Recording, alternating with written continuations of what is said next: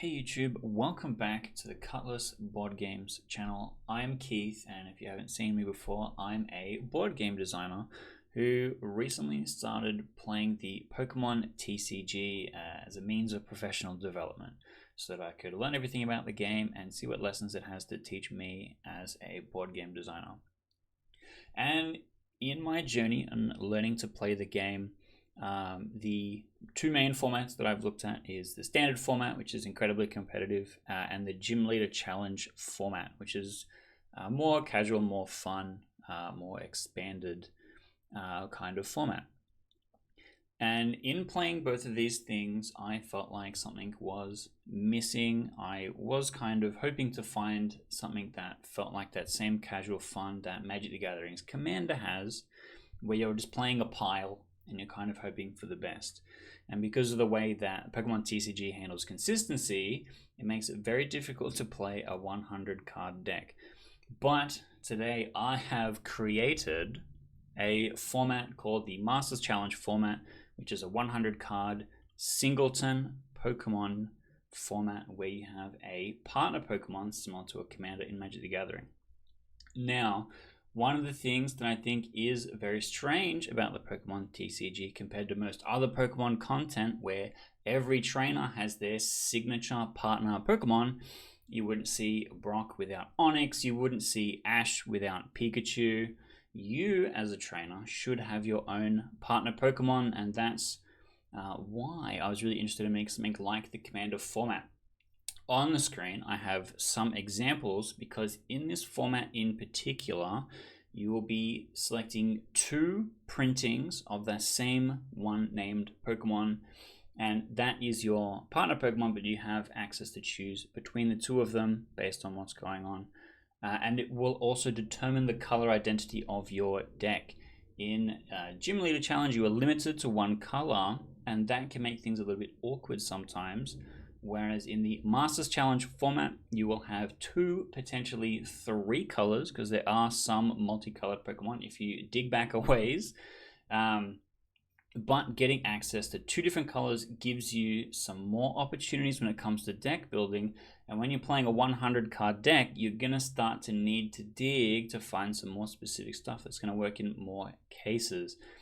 But one of the reasons for this and wanting multicolored things, and additionally rulebox Pokemon, which GLC doesn't allow, a lot of the consistency Pokemon in the current standard format are like this. You're usually playing something, it's usually off color. Obviously Miraidon's the exception here, but nearly every deck can play Fezandipity because its ability doesn't require you to have any kind of color synergy with everything else. Same goes Radiant Greninja, Mew, and a lot more other cards.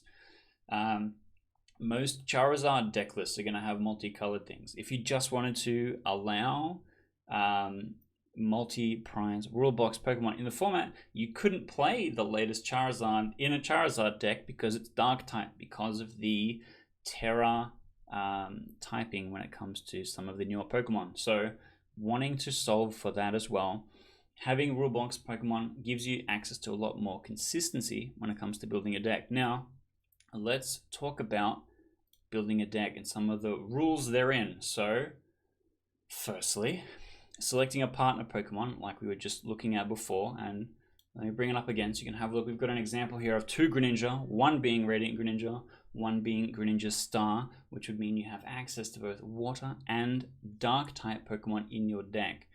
So the first thing is you would be selecting your partner Pokemon, and you choose two different TCG printings of that Pokemon. So you can't have two of the same Greninja, but both of them must be basic. So this is going to be a little awkward if your favorite Pokemon is something that is a stage 2 and doesn't have basic printings of it. Like for example, Greninja, which is a stage 2 Pokemon, did in that case have basics, and like Charizard might be the same, and some other of those special types of printings might give you access to be able to use that. Otherwise, you can pick the basic Pokemon that it evolves from and then have the others in your deck. Now, your deck may only include Pokemon that share a typing with your partner Pokemon, as we said before, and you may only include one copy of each uniquely named card in your deck, and your deck consists of 98 cards, including the two partner Pokemon cards. This is similar to Magic the Gathering, where normally you have the one commander, except there are specific commanders that have the keyword partner that allow you to have a second commander in the command zone, and it basically works the way this does, where it determines the color archetype of your entire deck, which I think is an exciting deck building challenge, and I am curious to see how this goes, because there isn't enough multicolor Pokemon printed. It's kind of a rare thing to be able to have just the one card be your main guy. So having two versions of it gives you some versatility in your setup. Now, setting up to play. At the start of the game, you announce your partner Pokemon. So you'd be like, what's up? I'm playing Greninja, but you don't have to say which Greninja. And then when you're setting up to play, you're going to select one of your two partner Pokemon to be your starting Pokemon. So in the case of the Radiant Greninja, Greninja Star, I can pick the Radiant Greninja to be the Pokemon that I start with, and then I shuffle the other one into my deck, so I can still get to it later.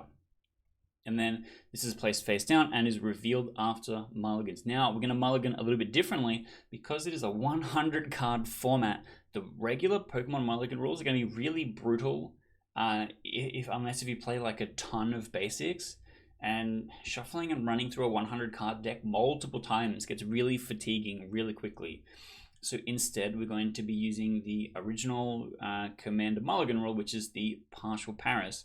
And because you're starting with your partner Pokemon in the active spot, you don't require a basic Pokemon to be able to play. So you're going to start with your basic, you're going to draw your 7 cards, and then the way that you partial Paris is you pick which ones you don't like, they go back into the deck, and then you draw cards to replace them to get you back to 7. Which means that setup is going to be a lot quicker as well. And then once you've done that, you set up your 6 prize cards. Now, once you've set up to play, let's have a look at an example deck. This is one that I just built, so you can kind of play around and have a look at it and see what's going on. This is a 2 Ogerpon deck. I'm being a little bit cheeky here, where Wellspring Ogerpon and Teal Mask Ogerpon, you could argue, are different, but I'm going to say they're the same. They're both Ogerpon. That's fine. It's whatever. If you want to get angry about it, let me know in the comments. But let's have a big look at this little deck list I've got going on here. This is kind of just a pile. This is just, I didn't want to make something insanely competitive right away. I just wanted to put in a couple of cards that I find really fun. Like the Kyogre, that if I manage to hit all energy off the top of my deck, I can do 1 million damage. But the goal is running on our main Ogerpon, Teal Mask, to get a bunch of energy onto him so he can do a big attack. Because he's got his own ability, Teal Dance, which is going to put grass energy on you, trying to get to 3. And then it does more damage based on the energy attached to both Pokemon. But it doesn't have to specifically be grass energy. So I can use my Baxcalibur, who is here, to attach a bunch of water energy, and then in the same way, pump out a big attack. And so most of the deck is doing things to facilitate that, with the exception of our ace spec of choice, recently released the big old tree, where we can turn a Frigibax that we found onto the bench, we can turn a Trico, we can turn any number of our support Pokemon into a fully evolved version on our turn to be able to try and set up and start making things happening. And then our Wellspring Ogerpon is just a good alternate attacker if we need to also hit something on the bench, or the upside of perhaps using the Sob attack. And then we have a whole bunch of consistency Pokemon like Chimpao, like Radiant Greninja. Behind my head is Beautifly, and let me move it away. Beautifly, which can let us draw a bunch of cards as well. And it's just something that I thought might be fun. Again, it's going to be a 100 card, really inconsistent pile, but we've made a few changes to try and do some things that is going to make the format a little bit more consistent and a little bit more fun, which is my goal for the Masters Challenge format. I would love to see people getting in and trying to play this, because I think it might be really cool. I really like the idea of a singleton pile, and playing DLC has been a lot of fun in that way, but there's a lot of consistency cards that I just wish were in that format. Stuff like Crobat V, stuff like Deden, where I can discard my entire hand, draw a card.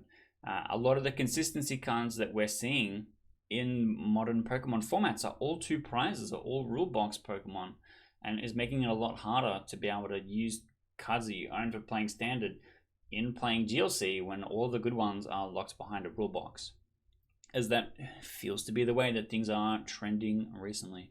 So hopefully this has gotten you excited to try this out. This is something that I'm looking forward to building a couple of decks for in person. So let me know in the comments if this is something that you're interested in trying out. I would love to see some deck lists or hear some deck building ideas. So head on down, check that out, and then hopefully I'll see you around.